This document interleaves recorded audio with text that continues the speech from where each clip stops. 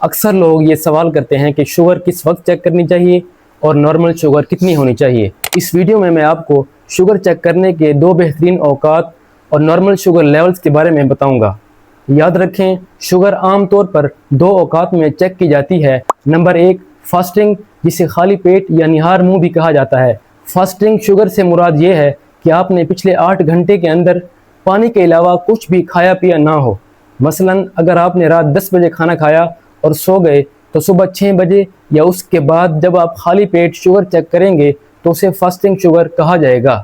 اسی طرح sugar check کرنے کا دوسرا بہترین وقت 2 آورز پوسٹ میل یعنی کھانے کے 2 گھنٹے بعد کا ہے، کیونکہ کھانا کھانے کے بعد 2 گھنٹوں کے اندر گلوکوز خون میں جذب ہو کر استعمال ہونا شروع ہو جاتی ہے۔ شوگر چیک کرنے کے بہترین اوقات کے بارے میں جاننے کے بعد اب ہم چلتے ہیں نارمل شوگر لیولز کی طرف۔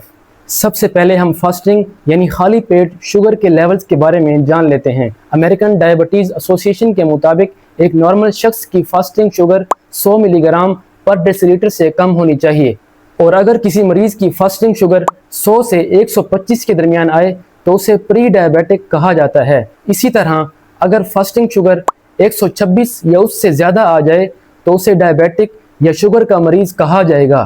اگر ہم کھانے کے 2 گھنٹے بعد کے شوگر لیولز کی بات کریں تو ایک نارمل شخص کی 2 گھنٹے بعد کی شوگر 140 سے کم ہونی چاہیے، اور اگر کسی شخص کی کھانے کے 2 گھنٹے بعد کی شوگر 140 سے 199 کے درمیان آئے تو اسے پری ڈائبیٹک کہا جاتا ہے۔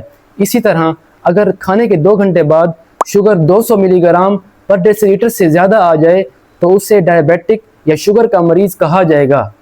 شوگر چیک کرنے کے بہترین اوقات اور نارمل شوگر لیولز جاننے کے بعد یہ جاننا بہت ضروری ہے کہ ایک شخص کو شوگر کا مریض ڈکلیئر کرنے کے لیے کیا اس کے اندر شوگر کی علامات کا ہونا ضروری ہے، یا صرف شوگر کی ہائی ریڈنگ کی بنیاد پر اسے ہم شوگر کا مریض کہہ سکتے ہیں۔ اس بات کو سمجھنے کے لیے 2 بنیادی باتیں یاد رکھیں۔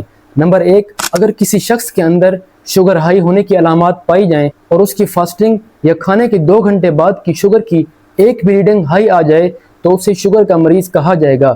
لیکن اگر کسی شخص کے اندر شوگر ہائی ہونے کی علامات نہ ہوں تو اسے شوگر کا مریض ڈکلیئر کرنے کے لیے 2 مختلف موقعوں پر اس کا خون کا سیمپل لیا جائے گا، اور اگر ان دونوں موقعوں پر اس کی فاسٹنگ یا 2 گھنٹے بعد کی شوگر ہائی آئے تو اسے شوگر کا مریض کہا جائے گا۔ اکثر اوقات شوگر ہائی ہونے کی علامات کے ساتھ فاسٹنگ یا کھانے کے 2 گھنٹے بعد کی شوگر ہائی آ جائے تو شوگر کو مزید کنفرم کرنے کے لیے HbA1c ٹیسٹ کیا جاتا ہے۔ HbA1c آپ کے خون کے اندر پچھلے 3 مہینوں کی ایوریج شوگر بتاتا ہے۔